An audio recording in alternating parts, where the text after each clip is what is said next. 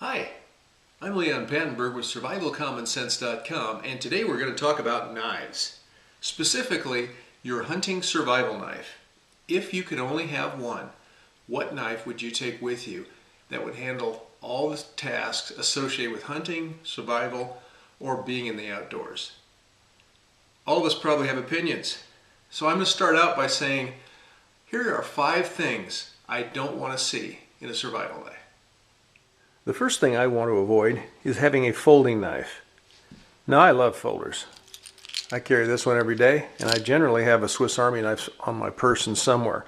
But the weak point in any folder is right there on the hinge.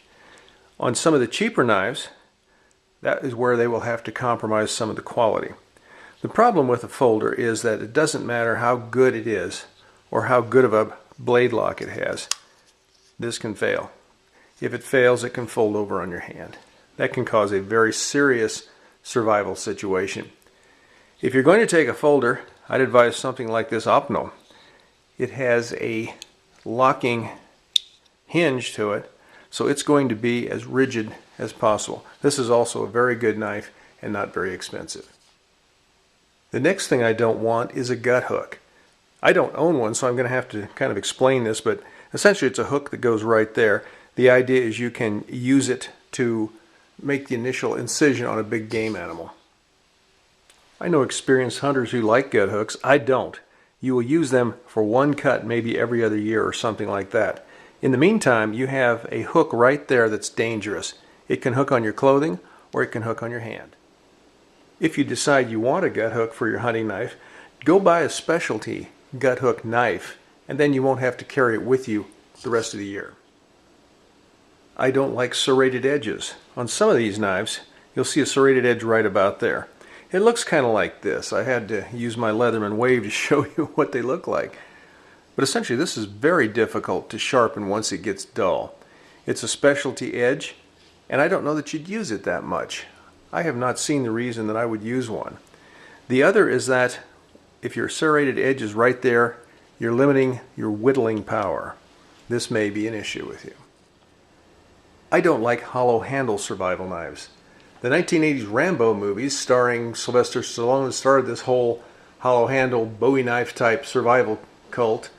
Rambo, according to the First Blood script writers, could apparently pack anything he needed for wilderness or urban survival in the hollow handle of his knife sword.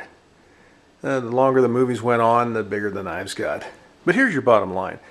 This is about how much space you have in a hollow handle knife. Is it worth putting a few items in there and compromising the strength of the knife? I don't think so. I think most people carry knives with blades that are too long. I made this knife when I was 14, and at the time my idea was I needed about a 7-inch blade to handle rabbits, squirrels, and all big game hunting in Iowa. But after decades of big game hunting, I've gone to a knife that has about a 4 to 5 inch blade. This is a 4-inch Bushcrafter knife by C.T. Fisher. Excellent custom knife. It'll handle just about any big game challenge you have.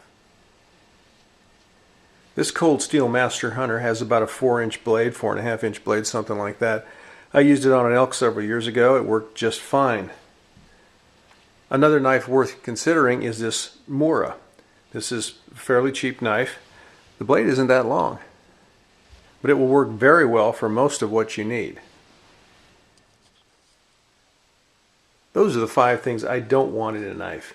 What I do want is a sturdy one-piece knife, full-tang blade so the steel goes all the way through, and a nice squishy handle that's not going to slip if it gets wet or something like that. Beware of designer knives. This Bear Grylls Ultimate Survival Knife is the best-selling knife in the world right now. I don't care much for it. I think the steel is inferior.